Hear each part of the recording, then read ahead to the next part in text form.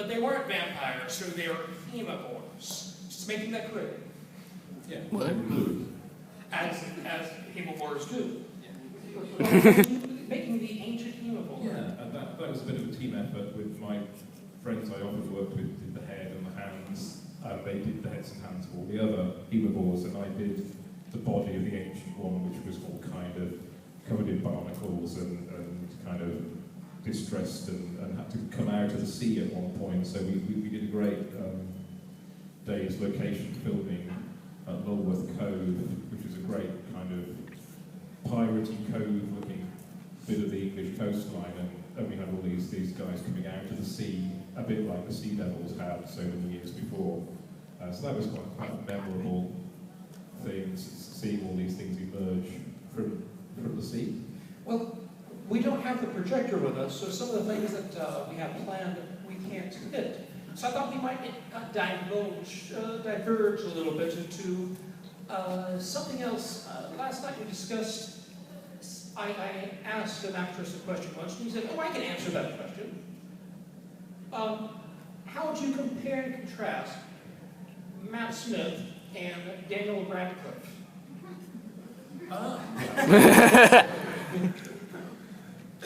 Interesting. Daniel's shorter.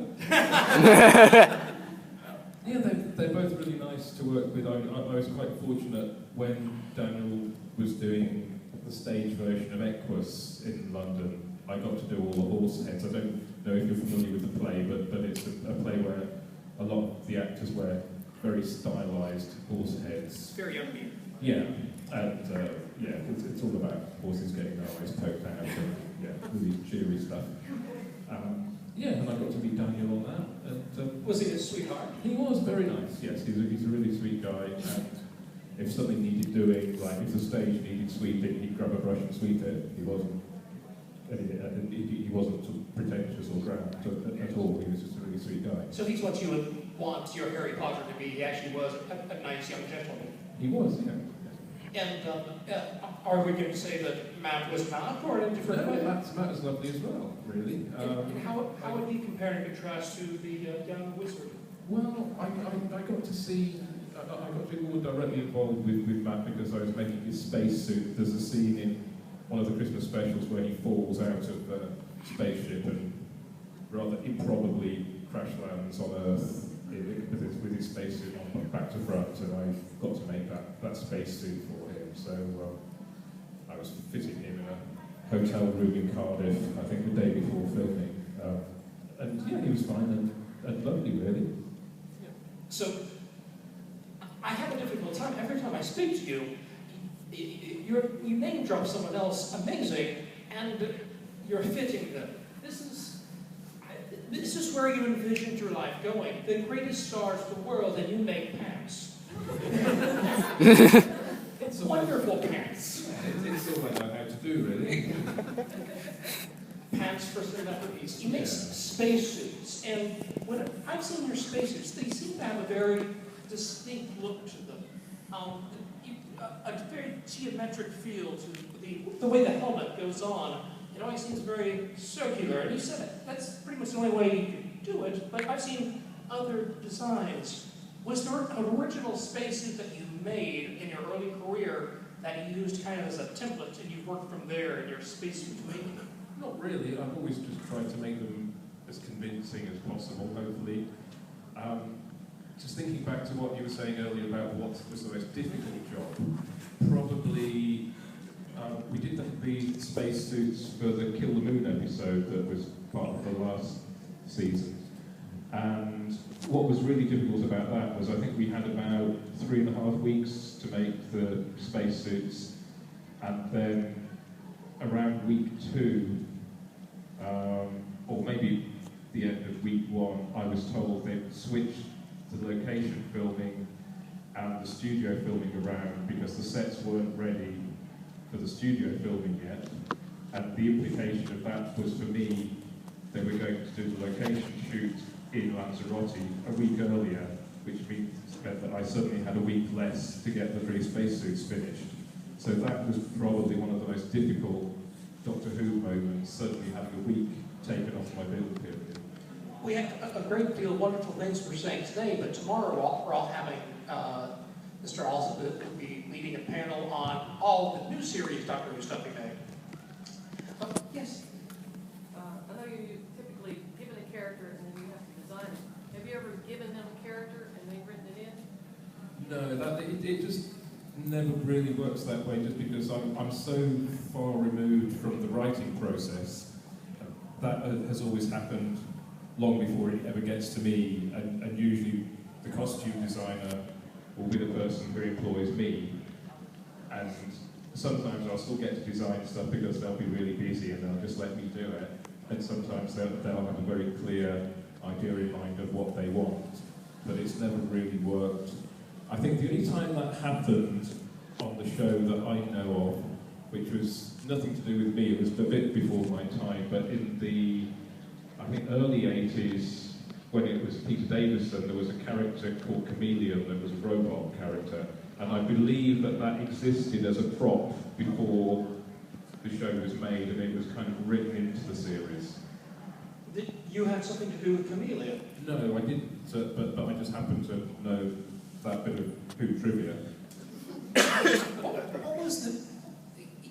This was not something that you worked on personally, but what was the story with Chameleon? Was a robot, and then they had it as a companion, and then they did not, because there's some reason somebody could use it and he passed away. Is that what the story was? I'm not quite sure. I think when it was initially introduced, they thought it would be a lot more kind of flexible to use and could do a lot more than it could actually do. And I think as they started to realise the limitations of the prop, they had to kind of limit what it was doing story-wise, I believe. Well, what's really cool is if you think about this, there's a robot somewhere in the TARDIS that at any moment the Doctor would say, and here's my new companion, this robot.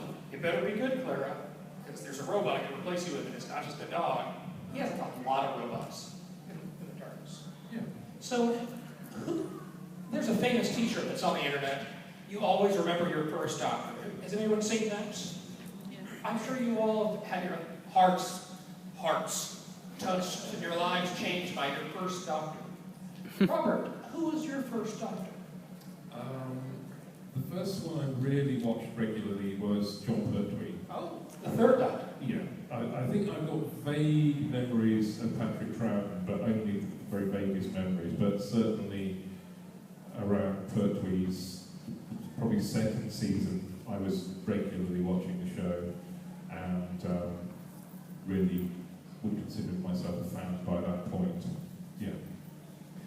Was there anything that you saw during Pertwee's around his dealings with Silurians or the Sea Devils or the Master? Anything you saw and thought, I wish I could do something like that?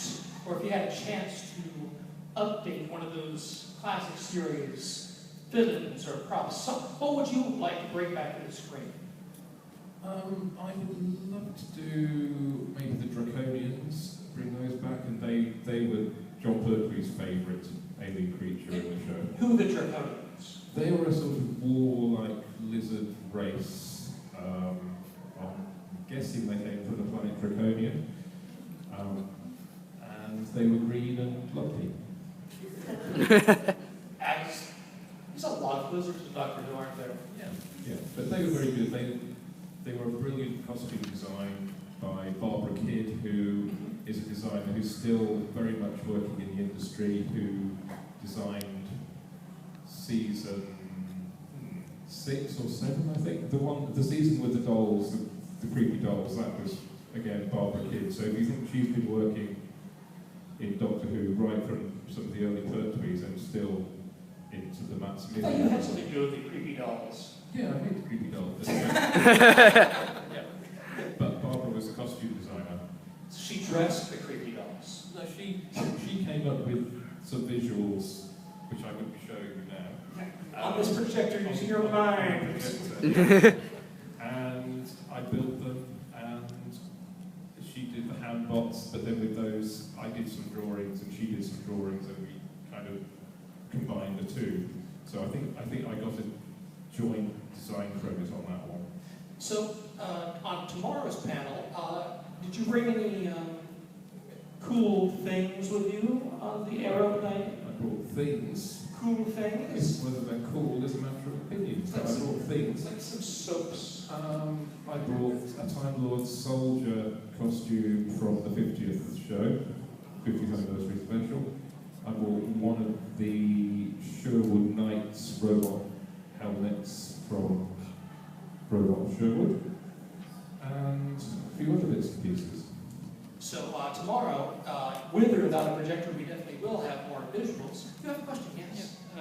Even outside of Doctor Who, what's the one project that you're probably most proud of?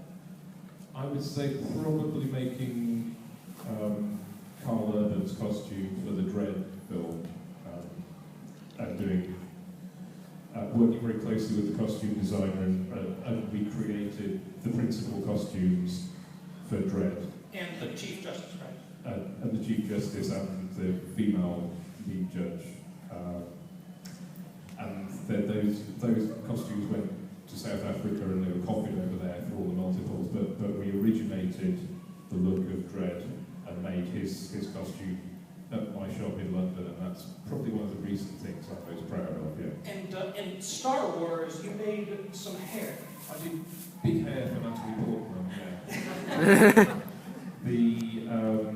On the really unpopular Phantom Menace film, I was working in the hair department. I don't do hair, it's not really my thing, but because Natalie Portman had such extreme hairstyles in Phantom Menace, they needed wire frames underneath them to dress the hair over, and that was something that the hair department on the film were really struggling with, so they got me to go in and make wire frames that they could then dress the hair over for their various looks. So organically, a lot of the things that happen on film and in movies, it's not the way you anticipated things starting. Like there was a need, it needed to be filled, and sometimes you were the one to fill the need just because you were there or you hadn't acknowledged us. Yeah, and it happens quite randomly sometimes. I tried to get on the crew of Phantom Menace and not been successful at that point. And then I happened to be at the press night of a show that I worked on for Regent's Park Open Air Theatre and saw a makeup and hair person there who was friends with the ones on the film, knew they were struggling, knew what I did, and through that random contact, that's how come I got involved in it really.